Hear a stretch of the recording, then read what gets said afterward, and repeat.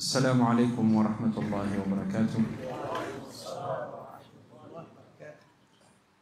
الحمد لله وحده، والصلاة والسلام على من لا نبي بعده. بعدكم حميدي الله سبحانه وتعالى، نكم تكرح من أماني كبنزي شاك محمد بن عبد الله صلوات ربي وسلامه عليه. وتكوف وميني namshukuru Allah subhanahu wa ta'ala aliyetujalia tukaweza kukusanyika katika taa ambayo yapenda. Tumshukuru kwa neema zake, ametuwezesha tukakusanyika katika moja katika majumba zake. Tumshukuru Allah subhanahu wa ta'ala ya kwamba leo mimi na wewe tuko katika taa ya kuhudhuria majalis dhikr, vikao vya dhikr. Hii ni neema ambayo Mwenyezi Mungu amenipa mimi na kukupa wewe hivi leo. Na naomba Allah kama alivyotuneemesha sisi kwa hii neema atutakabalie. Ikiwa leo tumekusanyika katika nchi hii ya Burundi katika Masjid al-Hikma inayoongozwa na Sheikh Ismail Gogoz, sio? Gogoz ni jina mzee. Jina babu yako. Babu yako. Naam. Sheikh Ismail Gogoz al-Qari. Hayya Allah. Allah yahfadhhu. Allah hayy. Na ni fakhari kubwa leo nimeweza kukutana na moja katika wasomi ambao waliotangulia katika nchi hii ya Burundi. Nafikiri Sheikh yuko katika level ya waliotangulia kama kina Sheikh Yusuf Allah yarhamu. Sio? Naam. Naomba Allah umri wake uliobakia amtilie baraka na mtakabalie. Allahumma. Na namuombea dua moja na naomba nyote muitikie. Naomba Allah mpe husnul khatima. Naomba Allah mpe mwisho mwema. Amin. Na khairi aliyofanya Allah mtakabalie. Na umri uliobakia Allah mtilie baraka. Ampatie afya katika mwili. Ni hali ya haraj kuona wazee waliokutangulia ambao wanaweza kukuzaa wamekaa kukusikiza. Na sisi kule kwetu wazee waliotutangulia huwa tunaita as-sabiquna al-awwalun. Na naomba Allah subhanahu wa ta'ala kama alivyowapatia wao thabat katika dini na kueneza dini, na sisi ambao tunaanza da'wa Allah atujalie na sisi. Allahumma amin. Allahumma amin. Watukufu wa Islamu, leo nilipokuwa na mandugu ambao tuliotoka Kenya pamoja, niliwaambia kuna mada nimepangia zaidi ya miaka 5. Nikafikiria nikasema leo imefika siku ya kuzungumzia mada hii. Kwa sababu kila wakati nasema nitakuja niangazie insha Allah hii mada. Na leo ndio imefika siku yake. Mada yenyewe nataka uisikize kwa umakinifu kwa sababu iko na maalumat nyingi. Na nataka utege sikio kwa sababu kuna makosa yanayofanyika katika mada ambayo nitakayoangazia. Mada yenyewe ni aina 3 za ndoto unazoziona katika usingizi. Unapolala usiku au unapolala mchana, wewe huota ama ukaoteshwa ama ukawa na ndoto ndani ya usingizi. Na ndoto hii ina maana yake na ina tafsiri yake. Na Rasul sallallahu alaihi wasallam ametueleza kwamba kila aina ya ndoto unayoona ni aina 3. Ima ni ndoto ujumbe kutoka Allah kwako, ama ni sheitani ya kuchezea, ama aina ya 3 ni mambo ambayo unayofanya mchana ikifika usiku waota. Na kila ninapoangazia hii mada nasema inshallah nitakuja nitaangazia, na leo imefika wakati wake. Naomba Allah subhanahu wa ta'ala niwafikie na atutilie tawfik. Ndoto imetajwa katika Qur'ani katika kisa cha Nabii Ibrahim alayhi salam, katika kisa cha Nabii Yusuf imetajwa mara 3, katika sira bwana mtume Muhammad sallallahu alaihi wasallam, ndoto imeangaziwa mara mbili katika Qur'an. Ama Nabii Ibrahim alayhi salam, mwajua pindi alipolala akaota amchinja mwanawe, kama alivyosema Mwenyezi Mungu Subhanahu wa Ta'ala katika suratu As-Safat, falamma balagha ma'ahu as-sa'ya qala ya bunay inni ara fil manami anni adhbahuka fanzur madha tara qala ya abati if'al ma tu'mar satajiduni insha Allah min as-sabirin falamma aslama wa tallahu liljabin wanadainahu an ya Ibrahim qad saddaqta ar-ru'ya. Ru'ya imetajwa na ulama wanasema ndoto huitwa kwa lugha ya Kiarabu imma ru'ya au al-hilm, lakini sana sana ru'ya inatumika katika ndoto nzuri na hilmu inatumika katika ndoto mbaya. Ndipo Mtume sallallahu alayhi wasallam katika hadithi asema الرؤيا الصادقة أو الرؤية الصادقة من الله والحلم من الشيطان. الرؤيا الصادقة من الله والحلم من الشيطان. سسع علماء كسيما فالرؤيا التي تضاف إلى الله تعالى لا يقال لها حلم. رؤيا ambayo imetoka kutoka Mwenyezi Mungu unayoota hujulikana kama ru'ya, haitwi hilm. Wallati tudafu ila ash-shaytan la yuqalu laha ru'ya, na ndoto mbaya ima ni shetani ya kuonesha mambo katika usingizi, haitwi hilm, haitwi ru'ya, yaitwa haitwi ru'ya, yaitwa hilm. Kwa hivyo hii ni ilmu daqiq, ulama wa tafsiri wametaja. Ndio maana katika visa vya mitume katika Qur'ani utaona qad saddaqta ar-ru'ya wala laysa qad saddaqta al-hilm. Sijui kama tumefahamu au al-hilm. Na qissa cha Nabii Yusuf alayhi salam imeangazia ndoto mara tatu tena. Mara ya kwanza ni yeye mwenyewe alipoona akisujudiwa na jua na mwezi na nyota 11. Inni ra'aytu 11 kawkaba wash-shams wal-qamar ra'aytuhum li sajidin. Ra'ayt ru'ya. Kadhalika ndoto ya yule mfalme aliona ng'ombe wa 7 waliokuwa ni wembamba, wa kila ng'ombe wa 7 walionenepa, na sumbula ni ngano 7 zilizostawi na 7 zilizokauka. Watu wakamwambia adghathu ahlam, hawakusema ruya, kama hizi ni vitu shetani ya kuchezea, ndio maana ikaitwa hilm. Na ndoto aina ya tatu iliyoangaziwa katika kisa ya Nabii Yusuf alayhi salam katika Qur'ani ni wale wafungwa wawili ambao tutawaangazia kwa undani. Kuna siri kubwa katika kufasiri ndoto, namna alivyofasiri Nabii Yusuf. Kwa hivyo ndoto imeangaziwa katika hali tatu au katika sehemu tatu katika Qur'ani inapoangazia kisa cha Nabii Yusuf. Kadhalika katika suratul Anfal ilipokuja katika kisa cha ilipotokezea vita vya Badr, ar-rasul alioteshwa akaota, Mwenyezi Mungu akaangazia katika suratul Anfal. Kadhalika nusra iliyokuja kabla fathu Makkah, Mwenyezi Mungu ameangazia katika suratul Fath, Allah akizungumzia ndoto aliyoota Mtume sallallahu alayhi wasallam, laqad sadaqa Allahu ru'ya bil haqq, laqad sadaqa Allahu rasulahu ar-ru'ya bil haqq la tadkhulunna al-masjid al-harama insha Allah.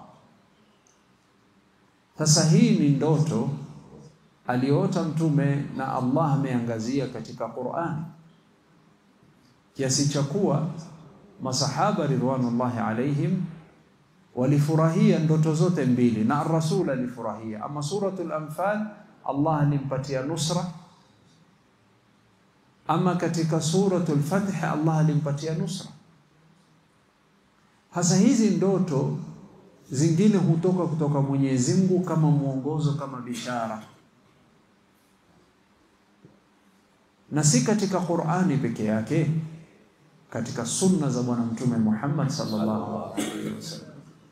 Ama al-Qur'ani, ndoto imeangaziwa katika kisa ya Nabii Ibrahim alayhi salam, katika kisa ya Nabii Yusuf mara 3 alayhi salam, katika sira bwana mtume Muhammad sallallahu alaihi wasallam imeangaziwa yote katika Qur'an. Ama katika sunna za bwana mtume Muhammad sallallahu alaihi wasallam, asema mtume wetu Muhammad ibn Abdullah salawatu rabbi wa salamu alayhi, kujieleza yeye ni nani, akasema inni Abdullah wa khataman nabiyyin wa da'wati abi Ibrahim wa bisharati Isa bi wa ru'ya ummi allati ra'at kadhalika ummahatun nabiyyin tarain. Alijieleza mtume Muhammad yeye ni nani, akasema inni Abdullah, mimi ni mja wa Allah, wa khataman nabiyyin, na mimi ndo mwisho wa mitume wote, wa da'watu abi Ibrahim, na mimi ndo dua aliomba Nabii Ibrahim aliposema wab'ath fihim rasulan minhum. Alipojenga al-Kaaba Nabii Ibrahim pamoja na Nabii Ismail alayhim assalam, aliomba dua akasema, ya Rabb, na kuomba tunemeshe, jalia iwe hii nchi baladan amina, warzuq ahlahu, na uwapatie riziki, na ujalia patikane mtume miongoni mwao. Aliposema wab'ath fihim rasulan minhum yatlu alaihim ayati, ewe Mola, najalia patikane mtume awe ni miongoni mwao. Sasa Nabii Muhammad sallallahu alayhi wasallam asema ana da'watu abi Ibrahim, mimi ndo dua ya mtume Ibrahim, babangu Ibrahim. Asema ana Abdullah, inni Abdullah wa khataman nabiyyin wa da'watu abi Ibrahim wa bisharatu Isa bi, na Nabii Isa alitoa bishara yati min ba'di ismuhu Ahmad. Asema ile bishara aliyotoa kwamba atakuja mtume ndo mimi, bishara aliyotoa Nabii Isa. Wa idh qala Isa ibn Maryam ya bani Israila inni rasulullah ilaykum musaddiqan lima bayna yadayya min at-tawrat wa mubashiran bi rasulin yati min ba'di ismuhu Ahmad. Asema ana bisharatu Isa bi, mimi ndo bishara Nabii Isa. Kisha mahali shahid tunapotaka wa ru'ya ummi allati ra'at, na mimi ndo ndoto aliyooteshwa mamangu. Wa kadhalika ummahatun nabiyyin tarain, na kadhalika mama zake mitume wote wanakuwa ni wenye kuoneshwa ndoto kuhusiana na mimba waliobeba, ya kwamba mimba hii na mtoto huyu uliombeba katika tumbo yako si mtoto wa kawaida. Walikuwa wakioneshwa ndoto mama zake mitume wote. Maryam alayhi salam alioneshwa ndoto hii kwamba mimba uliobeba huyu ni Isa, ni mtu special. Kadhalika Nabii Muhammad sallallahu alayhi wasallam, mamake Amina binti Wahab alioteshwa kwamba hii mimba si mimba ya kawaida. Ulama wakasema alioneshwa nini Amina binti Wahab an-nabii sallallahu alayhi wasallam? Qalu tara manaman ala anna ma fi batniha lahu sha'n, anaoneshwa katika ndoto kwamba kile ulichobeba ndani ya tumbo yako, basi ujue ya kwamba huyu mtu ama huyu mtoto atakuwa ni mtu muhimu sana. Na Rasul sallallahu alayhi wasallam, wa inna umma rasulillahi sallallahu alayhi wasallam ra'at hina wada'athu nuran adaa'at lahu qusur ash-Sham. Na pindi alipojifungua mtume Muhammad sallallahu alaihi wasallam, mamake akaoneshwa nuru katika ndoto, akaoneshwa nuru ambayo iliyosambaa mpaka ikafika Sham. Nuru inayotoka kutoka tumbo yake, akaoneshwa katika ndoto nuru hiyo kutoka Maka Madina imefika mpaka Sham, mwangaza kama vile jua ikitoka uweka mwangaza, basi nuru kutoka tumbo yake ilikuwa inaonyesha hivyo, alioteshwa. Hasa hii ndoto ni bishara. Kila mtume aliyezaliwa mamake alionyeshwa jambo muhimu kuhusiana na mimba aliyobeba. Watukufu wa Islamu, masahaba pia waliota. Tumetaja ndoto katika Qur'ani na Sunna, na masahaba pia waliota, wakaoneshwa ndoto aina tofauti tofauti. Lakini kwa sababu nina mengi ya kusema, nitataja ndoto moja peke yake ya masahaba. Abdullah ibn Zaid radhiyallahu anhu arda aliota ndoto ya ajabu. Alipohamia Mtume sallallahu alaihi wasallam mji wa Madina, akafanya hijra, alijenga msikiti kabla hajajenga nyumba yake. Akatanguliza nyumba ya Allah kabla nyumba yake. Alipojenga msikiti, kwa mara ya kwanza Waislamu waliweza kuswali Jum'a wa jamaa. Jum'a wa jamaa. Hii neema tuliyokuwa nayo sisi ya kuweza kuswali magharibi pamoja, Mtume wetu Muhammad sallallahu alaihi wasallam pamoja na masahaba miaka 13 neema hii ya kuswali jamaa walikuwa hawana. Walikuwa wakijificha wakiswali kando kando, wawili wawili watatu. Sana sana walikuwa wakikutana katika nyumba ya Abubakar, lakini wakiwa wadogo, idadi yao ndogo. Hasa maadamu wamekutana mji wa Madina na hakuna cha kuogopa, wakajenga msikiti, wakawa wanaswali. Wakikutana msikitini, sasa watu wanapishana. Vipi? Tushaswali nyinyi mchelewa. Vipi? Tushaswali mmechelewa. Hasa wakaulizana, Rasul akawashauri kama Mwenyezi Mungu alivyomwamrisha, wa amruhum shura bainahum. Hii swala naona kama ambaye hatuwezi kutoa ilani. Kwa hivyo tufanyeje ili tutoe ishara ya kwamba wakati wa swala umefika? Na kulikuwa hakuna adhana hapo. Kila mmoja akatoa fikra. Mwingine akasema tutumie kengele. Mnajua kengele, sio? Kwa wale ambao waliosoma shule wanajua kengele ikipigwa hisa imeisha. Wengine wakasema la, tutumie buk. Buk ni tarumbeta. Mnajua tarumbeta, sio? Wanaipuliza kama vile Mayahudi wanavyopuliza. Wengine wakasema tufanye kama vile Wakristo. Kila mmoja akaja. Mwingine akasema la, tupige ngoma. Naona watu wa Burundi ni watu wa kupiga ngoma, sio? Wengine wakasema la, tuwashe moto. Hasa kila mara 5 kwa siku mtawasha moto mbali watu waone. Katika hali ya kushauriana, mwisho wakakubaliana wacha tutafute kengele. Wa huwa an-nabii sallallahu alayhi wasallam kana yakra, alikuwa hapendezwi na hii fikra, lakini maadamu imepita katika shura akasema sawa.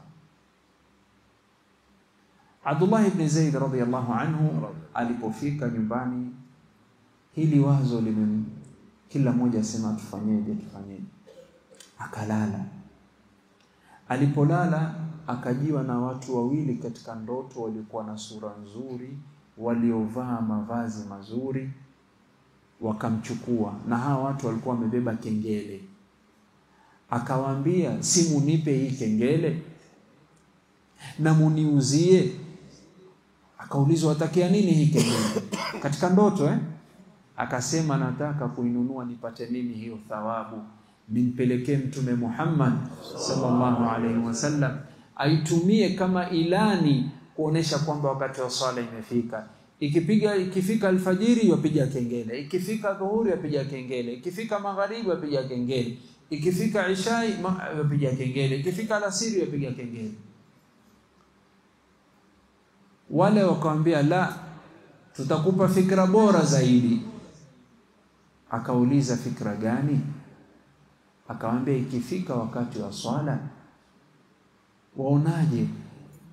waonaje useme maneno haya: Allahu akbar, Allahu akbar, Allahu akbar, Allahu akbar, ashhadu an la ilaha illa Allah, ashhadu an la ilaha illa Allah, ashhadu anna Muhammadar Rasulullah, ashhadu anna Muhammadar Rasulullah, hayya 'ala as-salah, hayya 'ala as-salah, hayya 'ala al-falah, hayya 'ala al-falah, Allahu akbar, Allahu akbar, la ilaha illa Allah.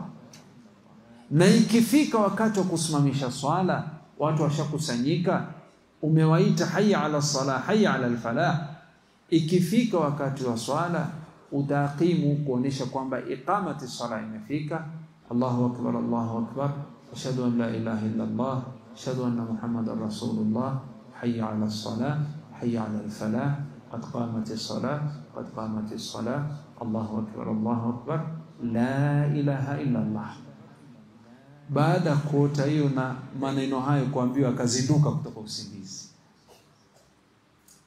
akaenda Abdullah ibn Zaid mpaka kwa Mtume sallallahu alaihi wasallam.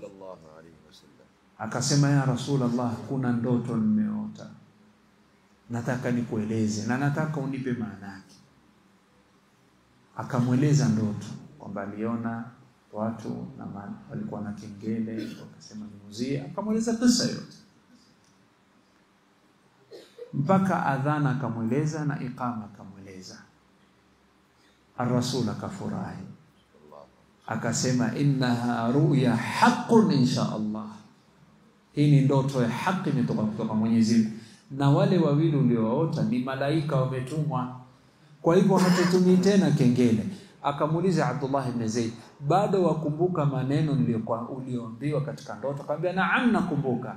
Akamwambia, mualqiha ala Bilal fa innahu anda minka sautan, mweleze Bilal, kwa hakika ana sauti ya juu zaidi.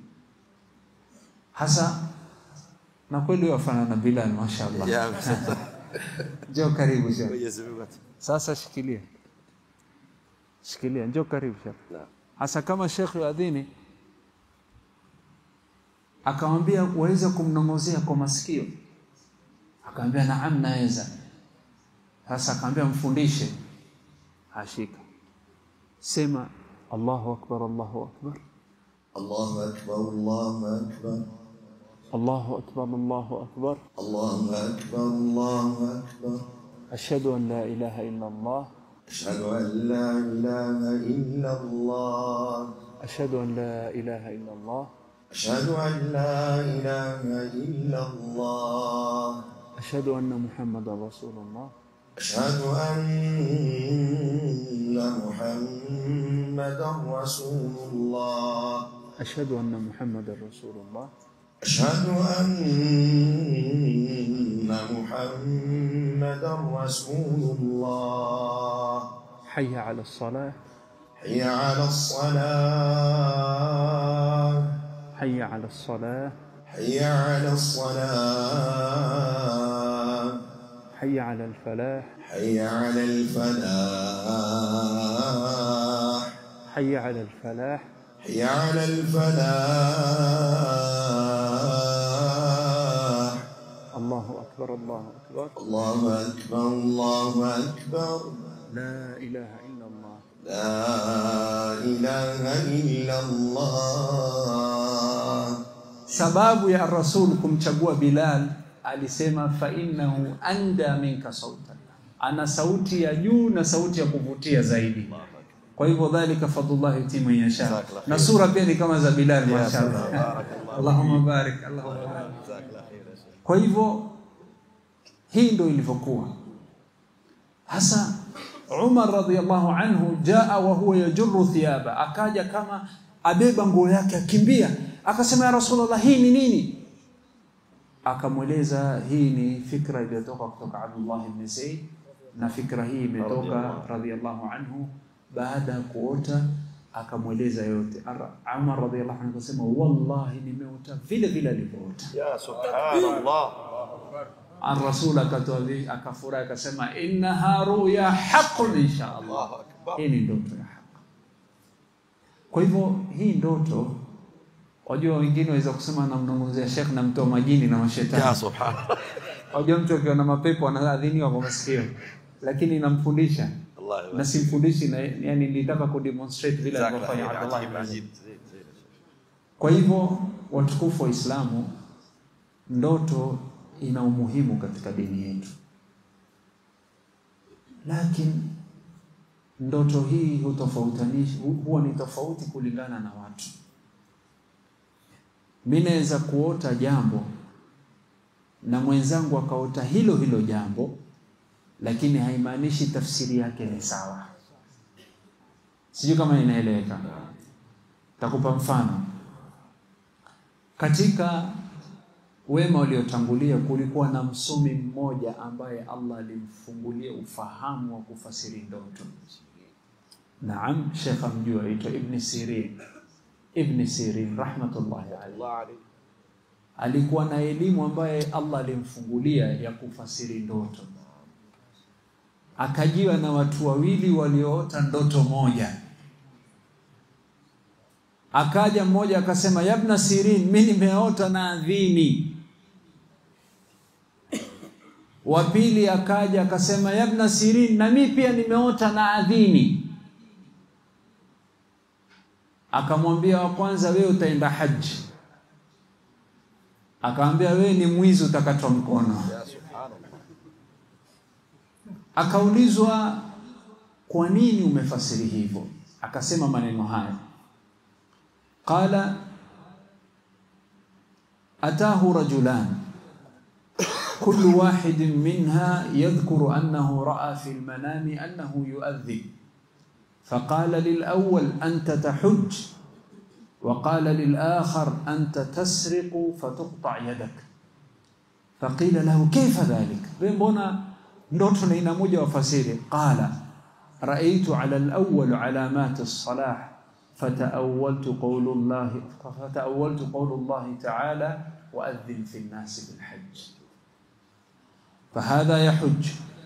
ورأيت على الثاني علامات الخبث والفجور والعياذ بالله فأولت قوله تعالى ثم أذن مؤذن أيتها العير إنكم لسارقون.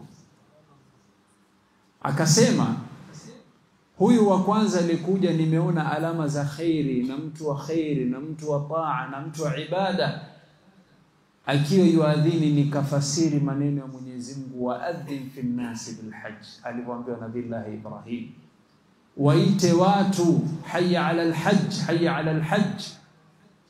Nabii Ibrahim aambiwa simama juu ya jabali, waite watu, njooni ala al hajj. Akasema Nabii Ibrahim, ya Allah, hakuna mtu atanisikia. Akaambia, wewe sema alaina albalagh, sisi tutafikisha. Na naam, Allah alitufikishia. Ndio maana tukienda haji tutasema labbaik, tumekuitikia ya Allah, kwa sababu ya mwito wa Nabii Ibrahim. Maadamu huyu aliota yuadhini, basi yeye yuenda haji. Amma thani au amma al-akhar, ama huyu wa pili, raitu fi alamatul khubth wal fujur, nimeona katika uso wake uso wa shari na machafu na maovu wa maasi. Nikafasiri maneno ya Mwenyezi Mungu pindi Nabii Yusuf alayhi salam alipotangazia watu na kutoa mwito ya kwamba baina yenu kuna mwizi. Akaambia, na huyu basi atakuwa mwizi na atakatwa mkono. Kwa hivyo ndoto ni moja, tafsiri ni mbili, na yote ni kulingana na aliyeota. Nafikiri imefahamika. Nukta nyingine muhimu kuhusiana na ndoto, ndoto ni aina ya wahi. Ni aina ya wahi. Asema Rasul sallallahu alayhi wasallam, الرؤيا الحسنة من الرجل الصالح جزء من 46 جزءا من النبوة.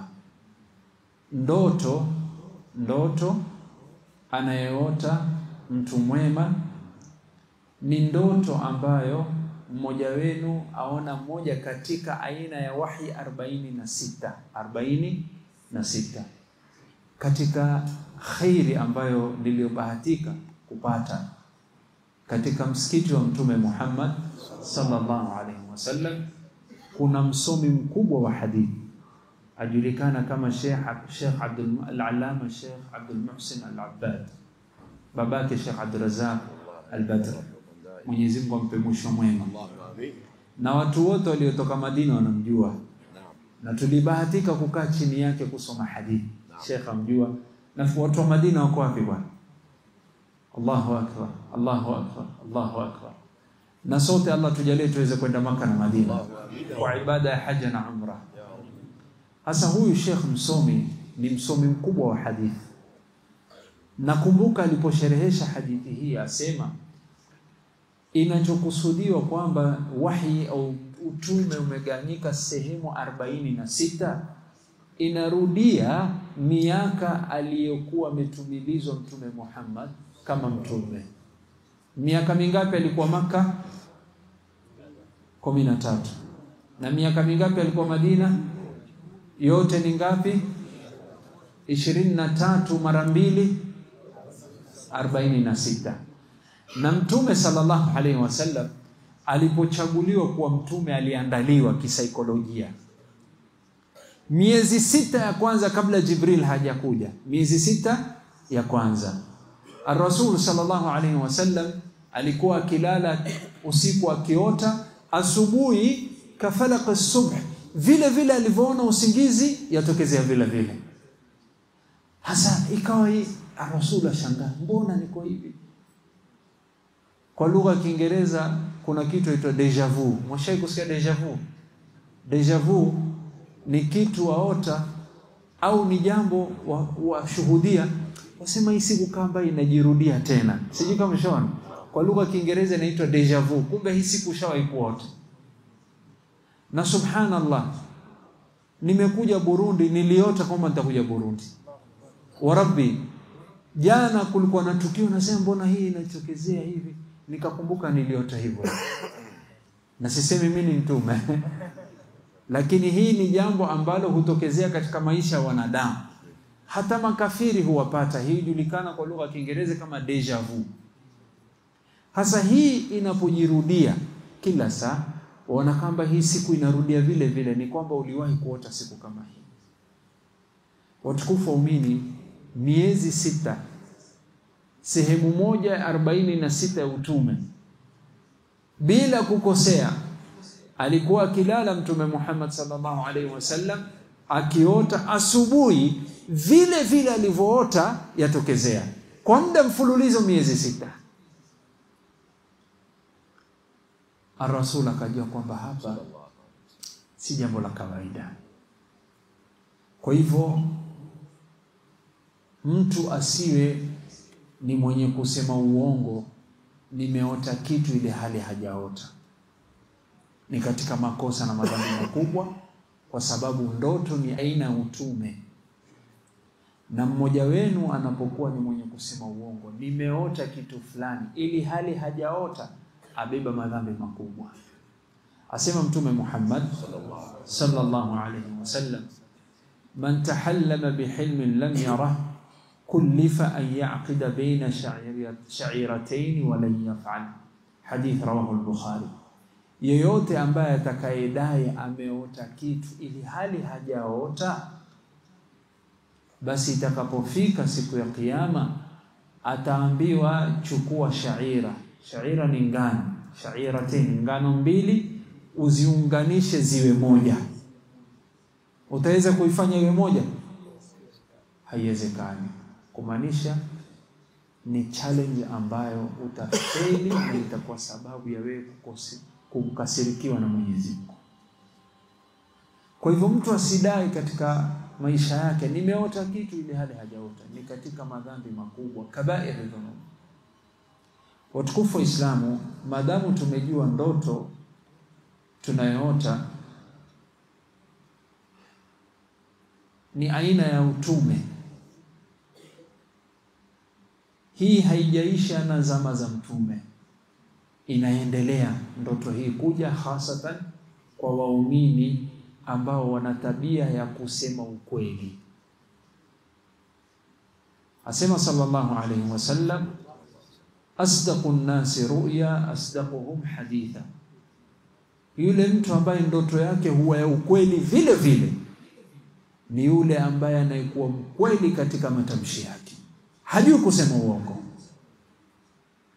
Hasa hii ndoto bado ipo kwa waumini na itaendelea kuwa mpaka qiyamu saa, kwa maneno ya Mtume sallallahu alayhi wasallam aliposema, lam yabqa min an-nubuwwati illa al-mubashirat, hakuna utume utakaobakia isipokuwa ni bishara ambayo inayopatikana katika maisha ya waumini. Akasema sallallahu alayhi wasallam, inna ar-risalata wan-nubuwwati qad inqata' au qad inqata'at fala nubuwwata ba'di, utume na ujumbe kutumwa na Mwenyezi Mungu kwa waja wake imeisha, hakuna wahi yashuka tena. Fala nubuwwata ba'di, na hakuna utume baada kwangu.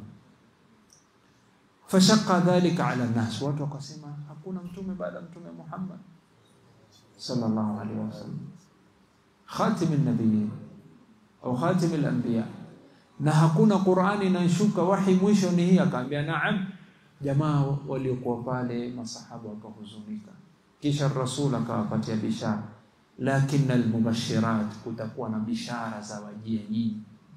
Faqalu, wakasema ya Rasulullah, wama al-mubashirat, wakusudia nini hizi bishara? Akasema sallallahu alayhi wasallam, ru'ya al-muslim wa hiya juz'un min ajza'i an-nubuwwah, ni ndoto za bishara muumini hupata katika usingizi wake anapolala, na hii ni katika bishara. Akafasiri maneno ya Mwenyezi Mungu, lahumul bushra fil hayati dunya wa fil akhirah, kuna bishara waumini hupewa kutoka Mwenyezi Mungu duniani na akhira. Akhira tushajua hizo bishara. Dunia, bishara inayokusudiwa katika aya hii nini? Qalu ar-ru'ya salihah yaraha muslimu au tura lahu, ni ndoto nzuri anayoona Muislamu inayomhusu, ama ndoto Muislamu mwenzake yuaona kuhusiana naye. Jana nilikuota hivi na hivi, yuambashiria ndoto aliona kuhusiana naye. Hii ndo bushra fil hayati dunya.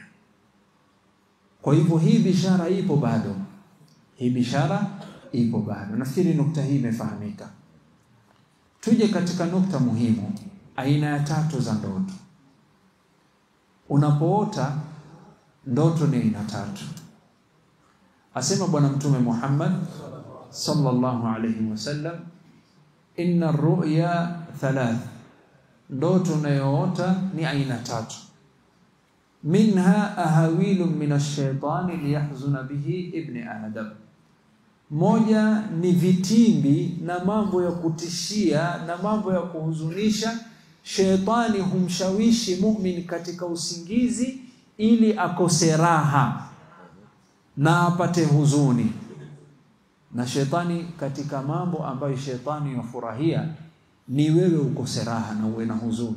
Ar-Rasul atueleza sallallahu alayhi wasallam, na kabla hapo Mwenyezi Mungu ametueleza katika suratul Mujadala, innaman najwa minash shaitani liyahzuna alladhina amanu. Hamu kubwa shetani ni ukose raha, kwa sababu asema Ibn Qayyim rahmatullahi alayhi, hakuna ghanima. Mwajua ghanima sio? Hakuna ngawira. Mwajua ngawira sio? Hakuna jambo ambalo yalirukia na kulipokea shetani na kufurahia kama apate roho ya muumini iliyojaa huzuni, kwa sababu atamchezea anavyotaka. Atamchezea anavyotaka. Msiba unakupata, atakuchezea vizuri. Atakurusha kama mpira inavyorushwa mpira, inavyopepetwa kwa miguu. Atakuchezea vitu viwili, labda ni mibabil faida. Hali mbili mwanadamu akiwa ndani yake. Hali mbili mwanadamu akiwa ndani yake, amempatia fursa shetani kumchezea anavyotaka. Mshaona remote ya TV sio? Anaikuwa ni mwenye kuangalia TV na ana remote kwa mkono wake, hubadilisha anavyotaka sio? Na hupeleka anavyotaka sio? Hali mbili ukiwa ndani yake, wewe ni remote katika mkono wa shetani, yakupeleka anavyotaka. Hali ya kwanza ni hali ya huzuni. Unapokuwa na huzuni, sheitani umempatia fursa, anakukontrol na kukufanya anavyotaka. Hali ya pili ulama wanasema ni hali ya ghadhabu. Unapokuwa na hasira ajabu, basi umempatia sheitani fursa akurusha anavyotaka. Hasa katika mbinu sheitani kutumia ili uwe na huzuni, ili ukose raha, ili apate fursa ya kukuchezea anavyotaka moyo wako unapokuwa na huzuni, ni kwamba unapolala yakuletea ndoto mbaya mbaya. Na sababu ya kuletea hizi ndoto mbaya, ili ukiamka ukose raha. Ni adui ambaye uadui wake uko wazi. Ash-shaytan, Allah subhanahu wa ta'ala asema inna ash-shaytana lakum aduwwun fattakhidhuhu aduwwa. Ni adui. Usimfanye rafiki, bali na nyinyi pia mfanyeni adui. Kwa hivyo baadhi ya ndoto unayoota yanayokupa huzuni ni ndoto kutoka shetani. Waona mtu ameamka hana raha, washangaa neema aliyokuwa nazo, lakini kumbe alipata mgeni alipokuwa ndani ya usingizi, na ni shetani amemletea mambo yenye kumkosesha raha. Na nitawaeleza, ukiona ndoto aina hii, kuna mwongozo Mtume ametupatia ili usidhurike. Uko tayari kupokea? Hasa tumesema ndoto aina ngapi? Nitawaeleza namna ya kudili na ndoto ya shetani. Aina ya pili ya ndoto, asema Rasul sallallahu alayhi wasallam, inna ru'ya thalath minha ahawilu min ash-shaytani liyahzuna biha ibn adam, wa minha ma yahumu bihi ar-rajulu fi yaqadati. La pili ni mambo ambayo yanakuhusu wewe unapokuwa macho mchana. Yani kuna aina ya shughuli wafanya inakushughulisha akili na wakati wako mpaka usiku waota hiyo shughuli. Mfano wewe umeshughulishwa na mambo ya ndoa na msichana, umfikiria wataka kupeleka posa, wapeleka mahari, usiku ukalala uko ndani ya harusi. Ndoto hiyo imesababishwa na shughuli iliyokuwa ukifanya mchana.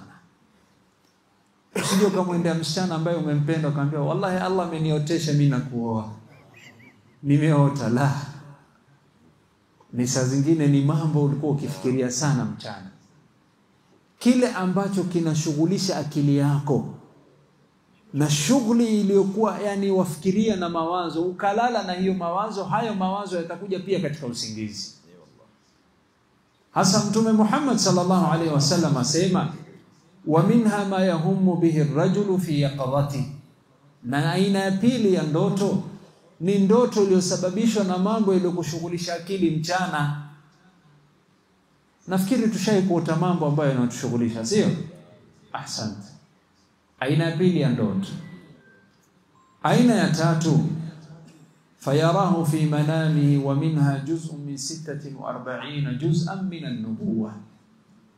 Aina ya tatu ya ndoto ni aina ya nubuwa, ya utume, aina ya wahi ya kipekee, na hatuwezi kuita wahi. Na tumesema wahi imegawanyika sehemu 46. Asema Rasul sallallahu alaihi wasallam fayarahu fi manami, asema aona katika ndoto yake, wa minha juz'un min 46 juz'an min an-nubuwah. Ni aina ya bishara kutoka Mwenyezi Mungu, ni aina ya mambo Allah humfungulia mja wake katika ndoto, na hii ni kwa waja wema, lahumul bushra fil hayati dunya wa fil akhirah. Nafikiri tumefahamu aina tatu za ndoto. Na hii aina ya tatu, ndoto nzuri, ina mwongozo wake, kama alivyoota Nabillahi Yusuf, inni ra'aytu 11 kawkaba washamsa walqamara ra'aytuhum li sajidin. Akaitwa na babake akamwambia la taqsus ru'yak, hii ndoto usimwambie mtu. Kwa nini? Alijua hii ni bishara na alijua maana yake, na hii ni bishara kutoka Mwenyezi Mungu. Japokuwa Nabii Yusuf alipoota ndoto hii alikuwa ni kijana mdogo, hata hajabalighi. Alikuwa ni kijana mdogo ambaye hajafanya nini? Hajabalighi. Hii ni bishara kutoka Mwenyezi Mungu, na hii bado ipo na itaendelea kuwa mpaka Qiyamah saa, kwa maneno ya Mtume sallallahu alaihi wasallam alivyotupatia mwongozo huu. Akasema, walipoambiwa kwamba hakuna mtume atakayekuja baada yangu na hakuna Jibril kushuka na wahi, lakini bishara ndio iliyobakia. Wa ru'ya muslim, ni ndoto anayoota Muislamu. Ndipo ulama wakasema hii ndio aina ya tatu ya ndoto anayokusudia Mtume sallallahu alaihi wasallam. Kwa hivyo kupitia mafundisho ya Bwana Mtume Muhammad sallallahu alaihi wasallam, ndoto ni aina ngapi? Ndoto kutoka nani? Na ndoto kutoka nafsi yako, mambo yanakushughulisha. Ndoto ya kwanza kutoka nani? Ndoto aina pili, kitu iliyoshughulisha nafsi yako na akili yako. Na ndoto aina tatu kutoka nani? Shetani. Nafikiri imefahamika. Niruhusu niende katika nukta nyingine. Hii ndoto kutoka shetani hujulikana kama adghathu ahlam, talaabu shetani, shetani kukuchezea. Ar-Rasul sallallahu alayhi wasallam alikuwa akipenda kuuliza masahaba nani aliota baada salati al-fajr. Alikuwa na mwongozo na nidhamu. Ataswalisha salati al-fajr, kisha ageuke kuangalia waumini kama ni vile nilivyogeuka kuangalia nyinyi. Akimaliza adhkar, masahaba watamzunguka kwa halaka, kisha atauliza man raa minkum ru'a, nani kati yenu aliota, nimpatie maana yake na tafsiri yake. Si ni mtume wa Allah, ajua maana ndoto. Akawa ni mwenye kuuliza. Hasa hii ndio ilikuwa hali yake. Siku moja akaja mtu akasema, nimeota kichwa changu kimeanguka chini, kichwa kinabiringika, yani kinazunguka na mimi naifuata kichwa changu. Ar-Rasul sallallahu alaihi wasallam akasema, idha la'iba ash-shaytanu bi ahadikum fi manami fala yuhaddithanna bihi an-nas. Shetani akija kuwachezea nyinyi katika ndoto zenu, msije kutuhadithia hizi hazina maana, ni mchezo shetani wawachezea. Na we hauna uwezo wa kuzuia ndoto hizi. Na ndoto zingine zatishia, na ndoto zingine hazifurahishi. Mwongozo kutoka Mtume sallallahu alaihi wasallam pindi tunapokuwa ni wenye kuona ndoto isiyokuwa sawa ni ifuatayo. Asema Bwana Mtume sallallahu alaihi wasallam, idha raa ma yakrahu falyata'awadh billahi min sharriha wa min sharri ash-shaytan walyatfil thalathan wa la yuhaddith biha ahadan fa innaha lan tadurruh. Mmoja wenu anapoona mambo ya kutishia mpaka inamtia huzuni, mpaka yamtia hofu, wafukuzwa na mnyama, ona mambo mabaya, ona giza, ona kamba ile yote wakimbia, ona kamba ile wafukuzwa, mambo ambayo haya ni mambo kutoka shetani. Asema Bwana Mtume sallallahu alaihi wasallam, mwongozo ni kwamba idha raa ma yakrahu, ukiona mambo yasiyokufurahisha, bali saa zingine waona mambo ya huzuni, fulana amekufa, janaza yake umehudhuria na mtu yuko hai, waamka una huzuni. Jambo la kwanza asema faliyata'awadh billahi min sharriha wa min sharri shaytan, muombe Allah kuepusha na shari ya hiyo ndoto na shari ya shetani. Mwongozo wa kwanza, a'udhu billahi minash shaitani rajim. Mwongozo wa kwanza. Mwongozo wa pili, waliyatful thalatha, na awe ni mwenye kupuliza na kuteba mara 3, katika baadhi riwaya fi yasari au katika upande wa kushoto, a'udhu bil umelala umeshtuka, a'udhu billahi minash shaitani rajim mara 3. Mara 3 wafanya. Na hii ndio sunna ya bwana mtume Muhammad sallallahu alaihi wasallam. Jambo la 3, wala yuhaddith biha ahada, na usimweleze mtu yoyote. Ukifanya hayo mambo matatu ukafuata mwongozo, fa innaha lan tadurru, haitawahi kukudhuru ndoto hiyo. Umeona yanayokuhuzunisha, umeona yanayokushtua, unaona yasiyokufurahisha, lakini ukifuata mwongozo huu, a'udhu billahi minash shaitani rajim mara 3, a'udhu billahi minash shaitani rajim, lana usimhadithie mtu, haitawahi kukudhuru asema mtume sallallahu alaihi wasallam. Kwa hivyo ni mwongozo mzuri, si mwongozo mzuri? Bila shaka, kwa sababu wewe ikiwa umeona kitu kitakachokudhuru kisha kwambia mtume ukifanya hivi haitakudhuru, utafanya utafanya, lazima ufanye ili isikudhuru. Kwa hivyo hii ndio mwongozo wa mtume sallallahu alayhi wasallam. Yasta'idhu billahi min sharriha, Mola niepushe na shari ya hii ndoto. Jambo la pili, yasta'idhu billahi minash shaitani rajim, amomba Allah subhanahu wa ta'ala amwepushe na shari ya shaitani. A'udhu billahi min sharriha, a'udhu billahi minash shaitani rajim. Jambo la pili. Mwongozo wa 3, yadful an yasarihi 3, apuliza mara 3 upande wake wa kushoto. Mwongozo wa 3. Rabi'an, alla yadhkuruha li ahad, usimweleze mtu yote kuhusu hii ndoto.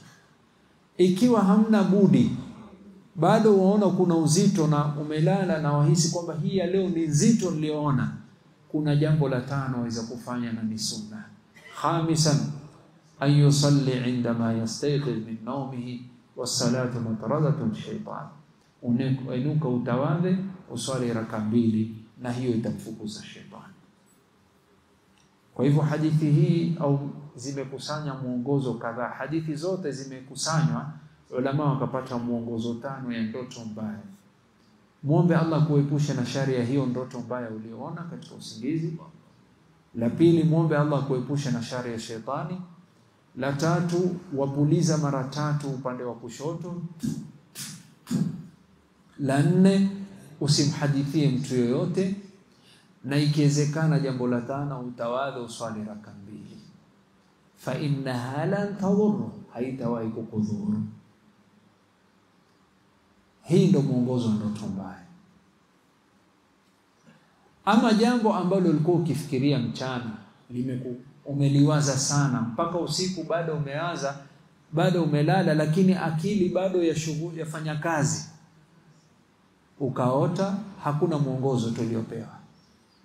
Aina pili ya ndoto. Aina ya 3 ya ndoto ni bishara ulioona katika usingizi. Hii pia ina mwongozo wake. Ama yale ambao watakana ufanye unapoona ndoto ni kwamba usimhadithie mtu yoyote. Usimhadithie mtu yoyote. Allah subhanahu wa ta'ala ametueleza kuhusiana na hii ndoto ya khairi yenye kukufurahisha. Usimweleze mtu yoyote isipokuwa yule ambaye wajua kwamba yuwakupenda na atafurahia jambo lako. Ndipo Nabillahi Yaqub alayhi salam alimwambia mwanae Nabillahi Yusuf, la taqsus ru'yaka ala ikhwatika fayakidu laka kaida, usiwaeleze ndugu zako, watakufanyia vitimbi ukiwaeleza ndoto yako. Ndipo ulama wakasema, inna ru'ya, hii ndoto, taqa'u ala ma tu'bar, hutokezea vile ilivyofasiriwa, hasatan ikipatikana kutoka mtu ambaye aliyesoma na yufahamu. Japokuwa yule aliyesoma na yufasiri ndoto yuweza kupata na yuweza kufanya nini? Kukosa, akaweza kukosea. Lakini mtu ambaye alikuwa watu ambao hawakosei katika kufasiri ndoto ni mitume wa Mwenyezi Mungu. Na vile ilivyofasiriwa ndo huwa. ikiwa imetoka kutoka mitume Mwenyezi Mungu. Nabii Yaqub akamwambia, mwanangu, usiwaeleze ndugu zako, kwa sababu watajua maana ya hii ndoto, na wakijua watakuwekea vitimbi na watajaribu kukudhuru. Na hawa ndugu zake Nabii Yusuf, kabla hata hawajajua hii ndoto, walimdhuru hawakumdhuru? Lau wangejua wangefanya nini? Wangefanya makubwa zaidi. Ulama wakasema, ukiona yanayokufurahisha katika usingizi ni bishara, mambo mazuri, usiwaeleze watu. Usiwaeleze watu. Waeleze wale ambao wanaokujali, wanaokupenda, wanaofurahia maendeleo yako, na pia wanaohifadhi siri zako. Aweza kuwa mtu yakujali, yakupenda, lakini hajui kuweka siri. Umesikia ameota nini? La. Awe ni mtu mwenye hikma, mtu ambaye yajua kuchunga siri. Hii ndio mwongozo wa msingi kutoka Qur'an katika ndoto nzuri. Watukufu wa Islam, hii ndoto, nukta nyingine muhimu, ndoto hufasiriwa kwa njia mbili. Ndoto hufasiriwa kwa njia mbili. Amekuja mtu amesema nimeota jambo fulani, na huyu mwenye kufasiri Allah amempatia elimu, ataifasiri kwa njia mbili. Na je, wapo watu ambao wanaweza kufasiri ndoto kando na mitume? Ni aina ya ilmu ambayo Allah hujalia watu. Na Mtume sallallahu alaihi wasallam alikuwa akiwaruhusu baadhi ya masahaba waeleze maana ya ndoto hiyo. Ingekuwa haifai, ni hasa kwa mitume, mtume hangemruhusu mtu yote kufasiri. Na ushahidi ipo, dalili ipo. Siku moja, kama ilivyokuwa ada bwana Mtume Muhammad sallallahu alaihi wasallam, baada ya salati al-fajr aliyoelekea watu, kisha akauliza, man raa minkum ru'a, nani kati yenu aliyeota kitu aweza atakanimueleze? Akainuka sahabi mmoja akasema, ya Rasulullah, mimi kuna ndoto nimeota, nataka unifasirie. Akamwambia, nimeota kadha wa kadha wa kadha. Abu Bakar radhiyallahu anhu alikuwa amekaa pale, akasema, ya Rasulullah, naomba unipe ruhusa mimi nimfasirie hii ndoto. Naomba unipe ruhusa nifasiri hii ndoto. Ulama wakasema, ingekuwa ni makosa kufasiri ndoto kwa mtu asiyekuwa mtume, Abu Bakar hangeuliza. Sijui kama tuelewana. Kisha ar-Rasul akamwambia, marhaba, fasiri. Ulama wakasema, ingekuwa haifai mtu kufasiri ndoto kando ya mtume, ar-Rasul hangemruhusu.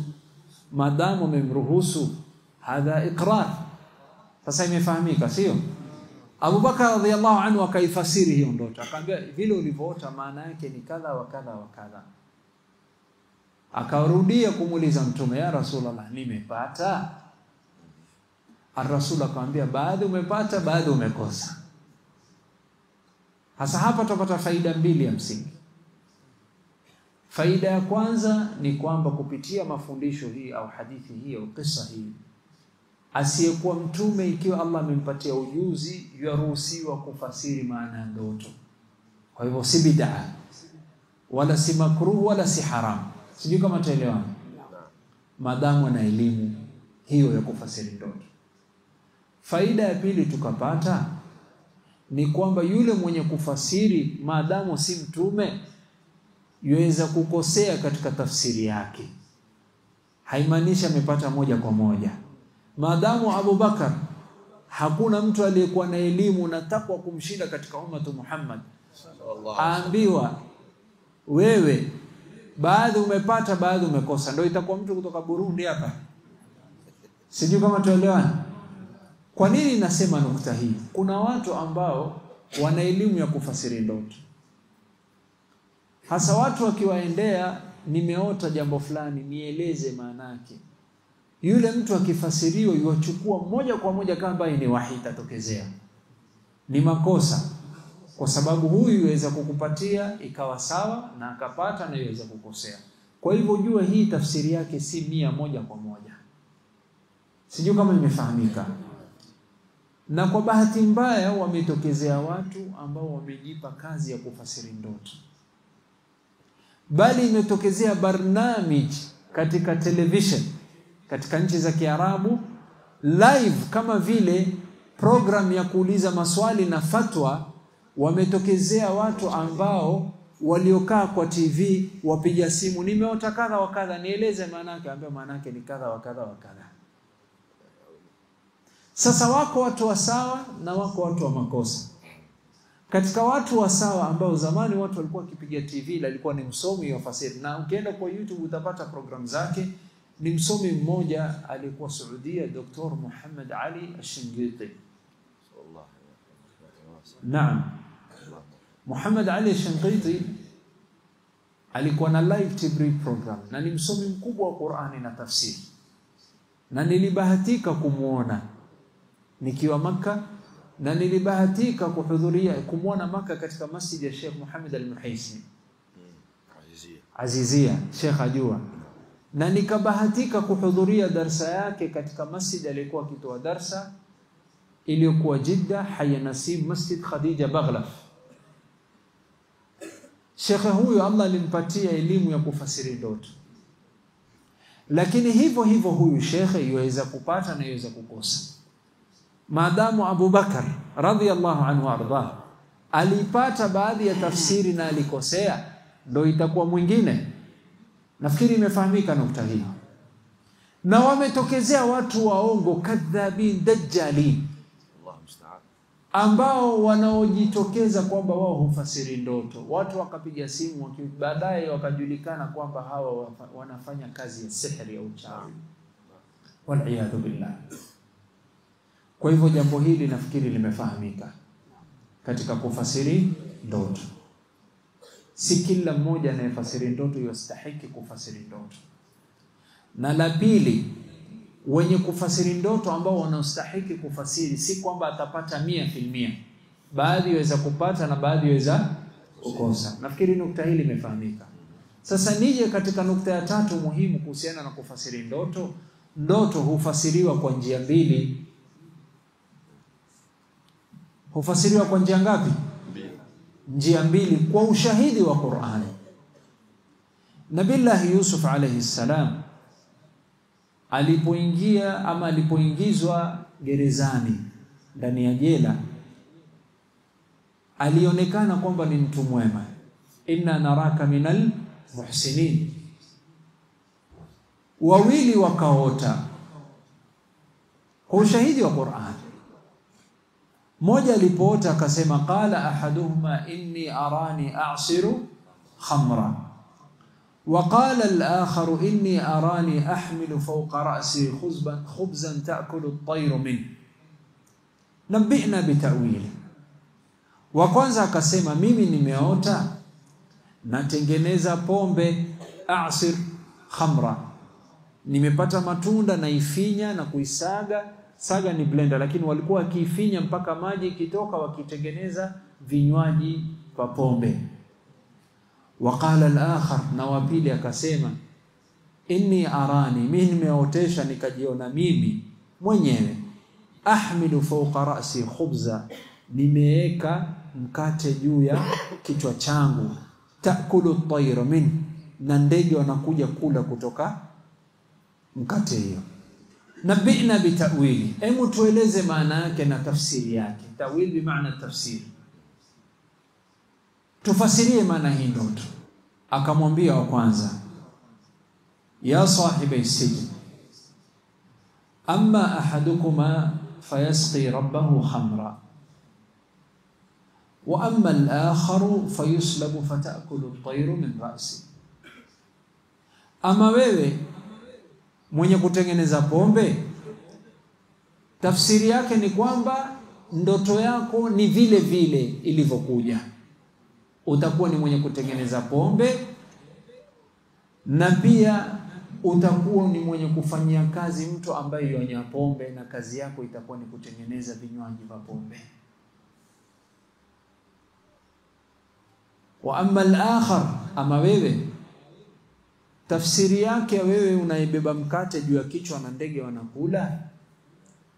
Tafsiri yako si hivyo hivyo ulivyoota, ina maana ya ndani. Ama huyu ndoto yake vile alivyoota itakuwa hivyo hivyo. Ama wewe vile ulivyoota ina maana ya ndani. Maana yake ni kwamba fayuslab, utakuwa ni mwenye kuuawa na utasulubiwa na kichwa chako kitakatwa, na hiyo kichwa chako itatoa ubongo. Unajua ubongo ndani, sio? Na itamwaika, fatakulu at-tayru min ra'si, ndege watakuja kula katika kichwa chako baada ya kufa. Maana ya ndani. Ulama wakasema tafsiri ya ndoto, mwenye kufasiri ana njia mbili ya kufasiri. Ima yule aliyeota atakuwa ni mwenye kuota vile vile ilivyokuwa, au aina ya pili au hali ya pili, kile alichokiota ina maana ya ndani, ni siri ya ndani yataka kufasiriwa. Kwa hivyo ndoto ni hali mbili. Ima ulichoota itatokezea hivyo hivyo, ama ina maana ya ndani ambayo yule aliyekuwa na elimu ya kufasiri yaweza kukufasiria. Nafikiri imefahamika. Naomba nimalize kwa nukta moja muhimu sana kwa sababu ya wakati. Kuna watu wanaota mambo mazuri, mpaka katika ndoto wanamuota Mtume Muhammad sallallahu alaihi wasallam. Na Mtume Muhammad sallallahu alaihi wasallam ameeleza akasema, man raani fil manami faqad raani fa inna ash-shaytana la yatamathalu bi. Je, waweza kumuota Mtume Muhammad sallallahu alaihi wasallam katika usingizi? Naam, waweza kumuota. Kisha aeleza Mtume wa Mwenyezi Mungu, man raani fil manami faqad raani, anayeniona mimi katika usingizi basi ameniona. Fa inna ash-shaytana la yatamathalu bi, kwa hakika shaytani haizi kuja kwa sura zangu katika usingizi. Hasa tuweza kumuota Mtume Muhammad sallallahu alaihi wasallam, na namuomba Allah tujalie. Mimi wallahi sijawahi, lakini natamani. Kuna mmoja alimjia Sheikh akasema, natamani ni muote Mtume Muhammad sallallahu alaihi wasallam. Sheikh akamwambia, watakaje? Asema, nipe mwongozo nifanyeje. Sheikh akamwambia, sawa, mchana mzima usinywe maji na ule chumvi nyingi, nyingi. Huyu kilipofika asubuhi akasema, naam, nataka kumota Mtume, sinywe maji, chumvi chungu, ataka kunywa maji, usinywe, ataka kumota Mtume, usinywe. Akangangana ale chumvi na huku hanywi maji, ale chumvi na huku hanywi maji, hali nzito siku nzima. Akalala usiku. Asubuhi akamjia Sheikh, nimeota. Akamuuliza, umeota nini? Asema, nimeota naogelea na kunywa maji sana. Akamwambia, kwa sababu ulikuwa ufikiria maji mchana mzima. Kwa hivyo ukitaka kumwota Mtume mfikirie sana na umswalie sana na ushikamane na sunna zake. Allahumma salli wa sallim alayhi. Mwenyezi Mungu atujalie. Allahumma amin. Masahaba ridwanullahi alayhim walimuona Mtume Muhammad sallallahu alaihi wasallam.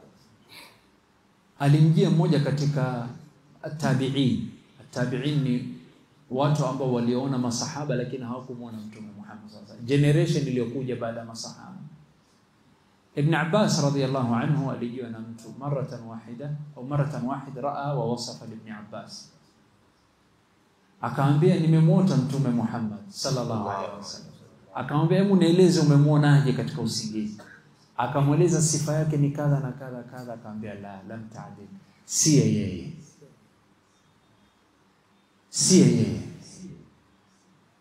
Hasa maneno ya Mtume anaposema, unaniota mimi, waweza kuniona katika usingizi, na ukiniona ujue kwamba ni mimi.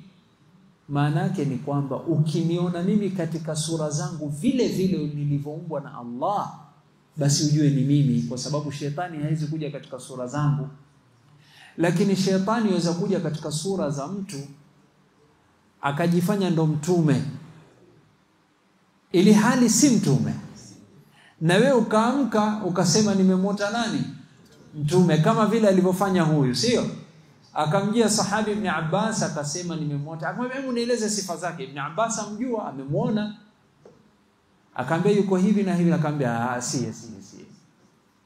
Mwingine akamjia Ibn Sirin akasema inni raitu an-nabiy sallallahu alayhi wasallam. Ibn Sirin akamwambia sifli alladhi raita, ni sifie vile ulivyomuona na uso wake na maumbile yake. Akasema fa in wasafa lahu sifatan la ya'rifuha qala lahu lam tara, akimweleza sifa ambazo si sifa za mtume basi siye. Ukimwona mtu mwenye madevu mnono akasema mimi ndo mtume Muhammad, siye, kwa sababu mtume hakuwa mnono. Hasa kwa yule ambaye anayesema atamuona mtume ama amemwona mtume katika usingizi, ili ujue kwamba ni mtume, angalia kama ana sifa hizi. Na sifa hizi ulama wanatutajia, wa idha ra'aytahu sallallahu alayhi wasallam wa ra'ayta sha'rahu al-aswad, nyele zake zilikuwa ni nyeusi. Ukimwona mtu nyele nyeupe nyingi, si mtume Muhammad sallallahu alayhi wasallam. Wa idha wajada shayban fahuwa basit fi mufaraqa ar-ra's wal, ukiona akiwa na nyele nyeupe, si nyele nyeupe iliyokusanyika sehemu moja, labda mbali, nyele nyeupe iliyotawanyika. Sijui kama tumeelewana. Na pia katika madevu yake alikuwa na nyele zilizotawanyika. Masahaba walizihesabu, ana nyele ngapi nyeupe? Wakahesabu wakaona na nyele nyeupe 21. Sallallahu alayhi wasallam. Walihiyatuhu tamla ma baina mankibay, na alikuwa na madevu makubwa. Usione mtu ana madevu madogo kama yangu ukasema nimemwota mtume, la, alikuwa na madevu ambayo inafika mpaka bega. Sijui kama inafahamika. Akasema ulama wanasema wajhu abyadun au musharrabun bil humr, alikuwa na uso mweupe na uso wake ilikuwa na mwekundu kidogo. Uso wake ilikuwa ni mweupe na ilikuwa ana uwekundu kidogo katika uso wake. Ainahu wasi'atani, na macho yake ilikuwa ni makubwa mapana. Hasa wewe ukiota mtu kama mchina hivi akasema ni mtume, mwambie wewe muongo, sivyo? Ainahu wasi'atani, macho yake ilikuwa ni mapana sallallahu alayhi wasallam. Shadidata as-sawad fi shiddati al-bayad, na ilikuwa sehemu nyeupe. Ilikuwa sifa macho yake tulipewa sifa 3 au sifa 4. Alikuwa na macho yalikuwa pana sallallahu alayhi wasallam, na sehemu hii ya nyeupe ilikuwa ni nyeupe kupita kiasi, na sehemu hii ya nyeusi ilikuwa ni nyeusi kupita kiasi. Usije ukaota mtu ana macho ya blue ukasema ni mtume, si mtume huyo. Hata amemwona Messi. Ama ukaona mtu macho mekundu kama mtu aliyevuta bangi, si mtume. Macho mapana, meupe, na sehemu ya nyeusi ni nyeusi kupita kiasi.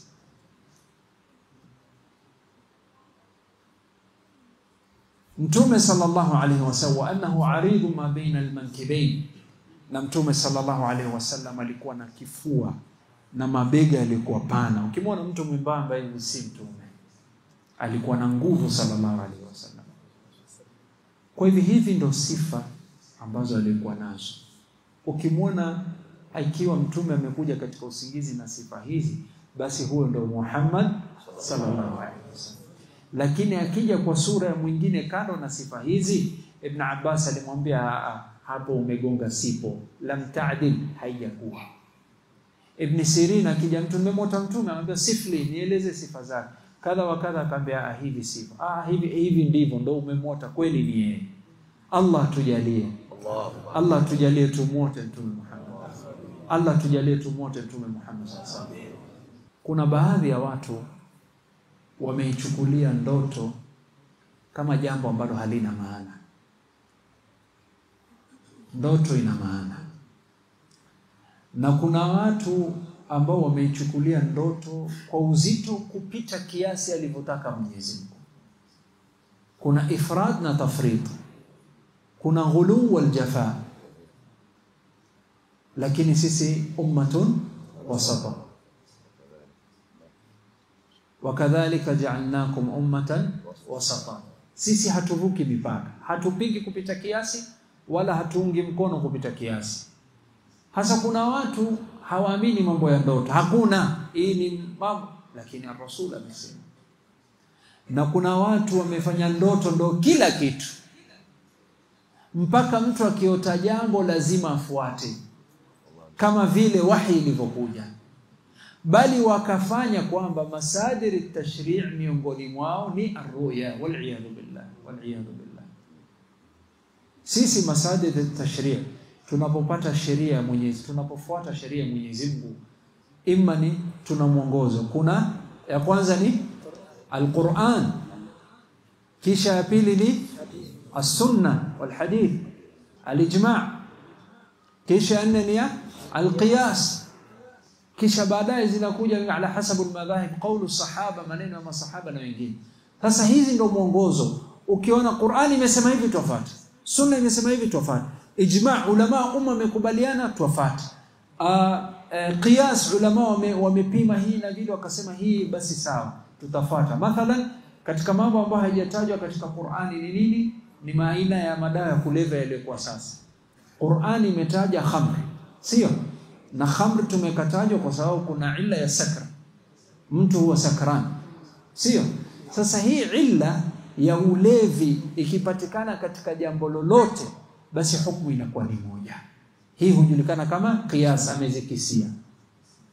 Hasa mfano bangi haijatajwa katika Qur'ani. Cocaine, umeshasikia cocaine?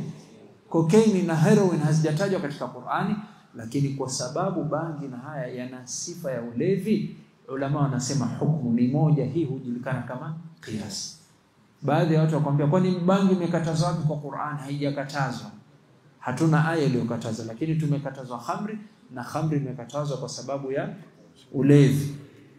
Na ulevi hii ikipatikana kokote haifai. Sijui kama imefanya. Hasa hii hujulikana kama qiyas.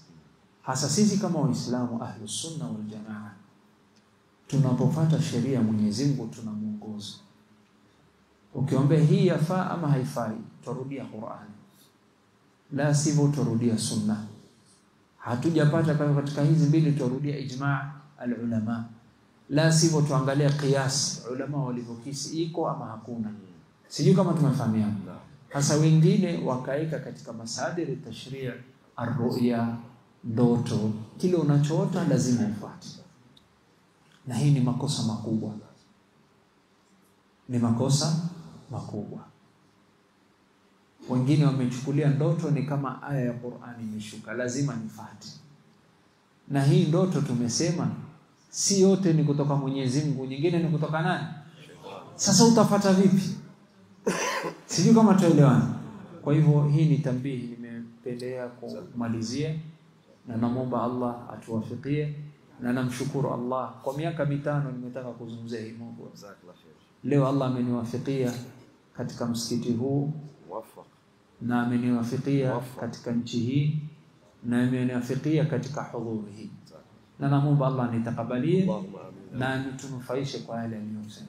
Bado tuliyosema nilisema mada ni nzito, lakini nafikiri tumeifahamu na ni pana, nafikiri sio? Nawashukuru kwa subra yenu kwa kukaa, najua ilikuwa ni ndefu, na namuomba Allah niwafikie, na kile kilichosema cha sawa ni taufiki ya Allah, na kama ni makosa ni kutoka nafsi yangu na shaytan. Wa akhiru da'wana alhamdulillahi rabbil alamin. Jazakallahu khair.